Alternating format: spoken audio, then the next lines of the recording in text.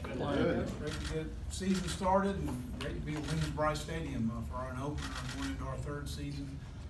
Previous 2 years have been on the road, so we're excited to be here at noon on September 1st against Coastal Carolina.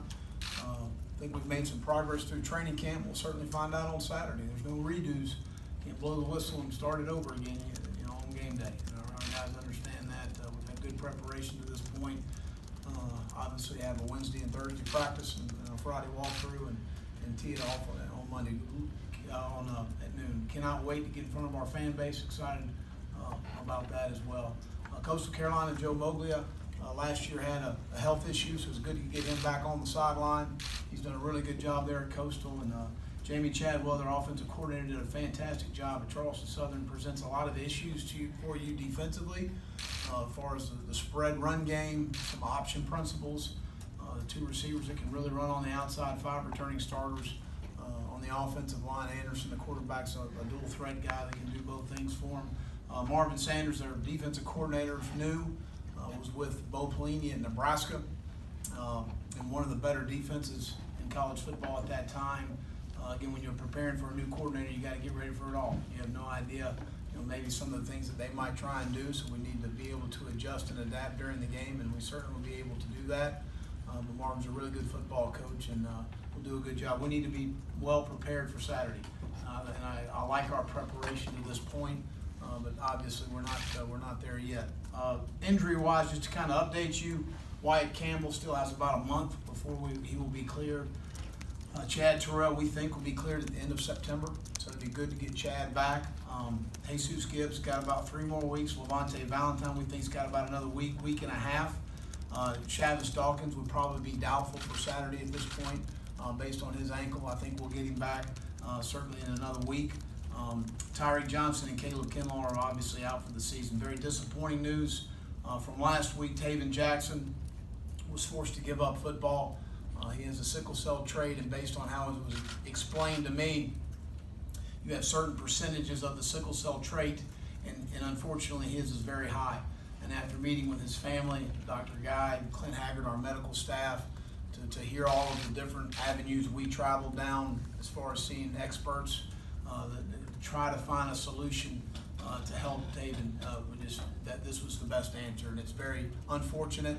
He's an extremely talented young man as a player, but even more so off the field, extremely bright. He'll be successful in whatever he does.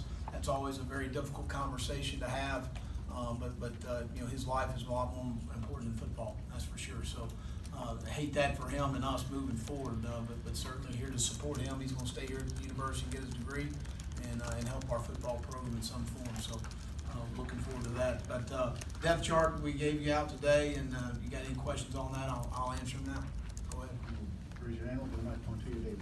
Well, with the depth chart, with Parker doing kickoff and PK, how long of a leash per se does he have? I mean, if he goes out there and he misses the first one, is that Alexander's time? No, I think Parker's earned the job in camp, and certainly, like any other position, he produces well to position. Certainly is going to continue to kick for us if we feel like we need to make a change to help our football team, no different than any other position. Josh, or Dennis.